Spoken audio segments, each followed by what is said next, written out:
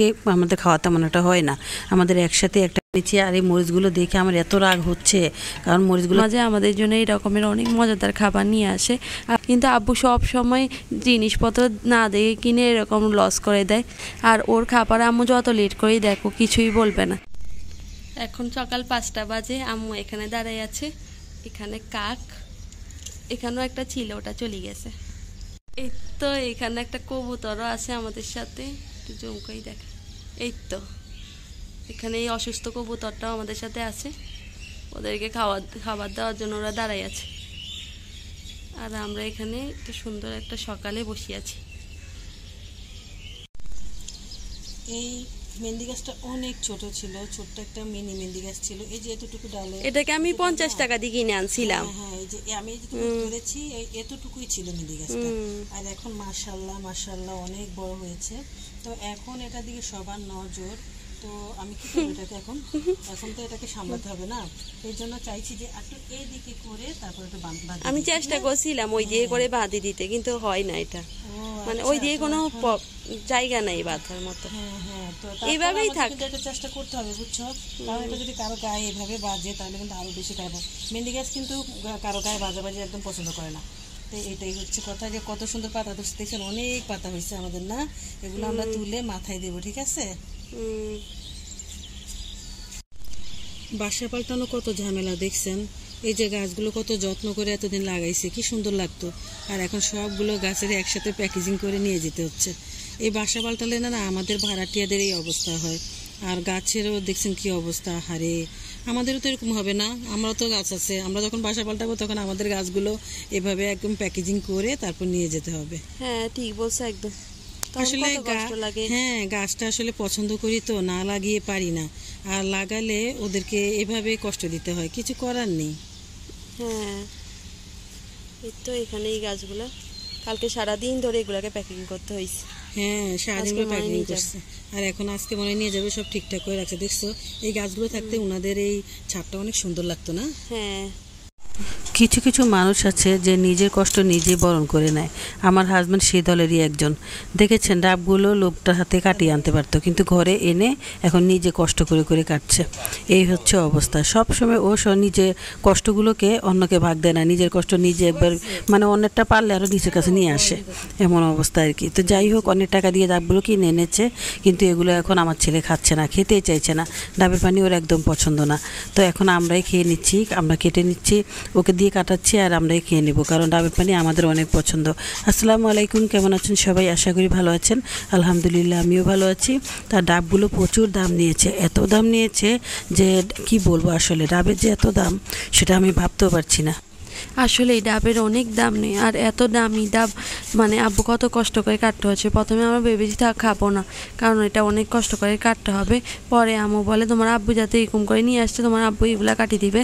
তারপর আব্বুর হাতে জোর করে এগুলা কাটাইছে সবগুলা। এই দেখেন এখানে আমরা ভাবছি না কেটে ফেলেছি, আসলে কাটিনি, এখনও পর্যন্ত মানে আরও অনেক দূর কাটতে হবে, এরপরে যে আমরা ডাবের পানি খেতে পারবো। মানে এখন এত কষ্ট করে একটু কাজ করার কোনো দরকার আছে, কিন্তু আব্বুই এগুলা করে। আর এই তো আজকে আমরা দুপুরে খাবার রান্না করিনি, আজকে আমরা আমাদের লেফট ওভার খাবারগুলোই খাবো। এই জন্য আমি একটু সালাদ কেটে নিচ্ছে, কারণ খাসির মাংসের এই জ্বালার সাথে সালাদ খেতে অনেক ভালো লাগে। সালাদ মানে কি, আমাদের কোনো শসা নেই, আমাদের সবসময় এইসব খাবারের সাথে শসা থাকে না, অন্যান্য সব কিছু থাকে কিন্তু শসাটাই শেষ হয়ে যায়। এই জন্য বাসায় পড়েছিল লেবু, মরিচ আর হচ্ছে যে পেঁয়াজ, আর এগুলোকে আমরা ভালোভাবে একটু ধুয়ে নিচ্ছি। হ্যাঁ ঠিক কথাই বলছো, আসলে এই শসা জিনিসটা সবসময় বাসায় একদম মানে নিয়ে আসলে শেষ হয়ে যায়, কোনোভাবে মানে থাকে না, আর যখন ইম্পর্টেন্ট সময় আসে তখন তো আরও থাকে না। তো যাই হোক, এগুলোকে কেটে নিচ্ছি। আর এই মরিচগুলো দেখে আমার এত রাগ হচ্ছে, কারণ মরিচগুলো খেতে একদম মজা না, এখন শুধু এই মরিচগুলোই আসে, কারো কাছে আমি ওই সবুজ মরিচটা পাই না জানো, তো যার কারণে এই মরিচগুলো বাধ্য হয়ে নিয়ে আসি, খেতে একদম স্বাদ নেই। তো যাই হোক, তারপরে তো এখন খেতে হবে, যেহেতু পোলাওর সাথে তো মরিচ, কাঁচামরিচ, পেঁয়াজ এগুলো লাগেই, না দিলে ভালো লাগে না। তো এখন এগুলোকে আমি সুন্দর করে কেটে নিচ্ছি, আর যে খাবারগুলো আছে ওগুলোই গরম করে নিয়েছি। আজকে আমরা কিছুই রান্না করিনি, আজকে আমরা আগের দিনের খাবারগুলোই খাবো, এই জন্য এখন একটু সালাদ কাটিয়ে নিলাম। সালাদ বলতে পেঁয়াজ, কাঁচামরিচ আর এই লেবুটাই আছে, আর তেমন কিছু নাই, যতটুকু আছে অতটুকুই নিলাম। এই যে লেবুগুলো ছোটো ছোটো করে নিয়েছি, কারণ আমার বাচ্চারা বেশি লেবু খেতে পারে না। আজকে কি কি খাবারগুলো আছে ওগুলোই দেখাচ্ছি এখন। তো এগুলোই ছিল, তা নামিয়ে গরম করে নিয়েছি। আর আজকে এগুলো দিয়ে আমার চলবে, আর আমার বাচ্চারাও অনেক খুশি। এটা কি? এটা হচ্ছে এই খাসির মাংস, মানে খাসির রেজালা। অনেক মজা খেতে, এটা অনেক ভালো লাগে। আর এদিকে পোলাওটাও আছে, এটাও ঘরেই ছিল, মানে ফ্রিজে ছিল, গরম করে নিয়েছি। তো আজকের এই বেলা আমাদের সুন্দর মতো হয়ে যাবে। আলহামদুলিল্লাহ, আল্লাহর কাছে অনেক অনেক শুকরিয়া, এত ভালো একটা খাবার খাচ্ছি। খাসির মাংসের রেজালা আমরা অনেকবার রান্না করার চেষ্টা করেছি, কিন্তু এরকম পারফেক্ট রেজালা কখনোই হয় নাই। কোনো কোনো সময় ঝোল নরম হয়ে যায়, আবার কোনো কোনো সময় মাংস শক্ত থেকে যায়। কিন্তু আব্বু যে খাসির মাংসের রেজালাটা তৈরি করেছে সেটা একদম পারফেক্টভাবে তৈরি করেছে। আব্বুর হাতের খাবারের টেস্ট সত্যি অনেক মজা হয়। আর এই তো এখানে পোলাও আছে আমাদের কাছে, আর পোলাও দিয়ে এই রেজালা খেতে যে কী ভালো ছিল, মানে এখনও লোভ লোভ লাগছে, মনে হচ্ছে যে আবার আব্বুকে বলি নিয়ে আসার জন্য।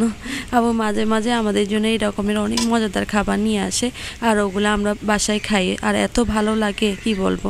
এখন এখানের সাথে যে শসা নেই এটাও মানে মিস করছি না, কারণ রেজালাটা ঝোল দিয়ে পুরো পোলাওটা খেয়ে ফেলা যাবে, মাংস তো ধরাই লাগবে না। আর এখানে তাসিন অপেক্ষা করতে করতে মানে বোরিং হয়ে যাচ্ছে, বলছে তাড়াতাড়ি আমাকে দাও, মানে পুরা গন্ধ ঘরের ভিতরে মোমো করছে। আর এই জন্য আমু তাসিনকে দিয়ে তাড়াতাড়ি ওকে বিদায় করে দিছে, বলে যে ওকে সবসময় আগে আগে দিয়ে বিদায় করে দিব, নাইলে ও আমাকে অনেক জ্বালায়। একদমই ঠিক কথা বলেছে, ও এত জ্বালায় ঘরের, মানে রান্নাঘরের আশপাশটাও ছাড়েই না। আমার পিছনে দাঁড়িয়ে থাকবে, আমার সাইডে দাঁড়িয়ে থাকবে। আমার রান্নাঘরটা একদম ছোট, তার উপরে যদি একটা মানুষ ঘাড়ের উপর নিঃশ্বাস ফেলায় তাহলে কেমন লাগে বলেন তো। তো এই জন্যই ওকে আগে দিয়ে আমি তারপর বিদায় করছি এখান থেকে। আর ওর তো এগুলো অনেক পছন্দ, ওকে আপনি যত অসুস্থতার ভিতরে এগুলো দেন না কেন, ও কিন্তু খেতে অনেক প্রস্তুত, মানে এত ভালো লাগে ওর কাছে। আর এদিকে আম্মু আমাকেও দিয়ে দিয়েছে।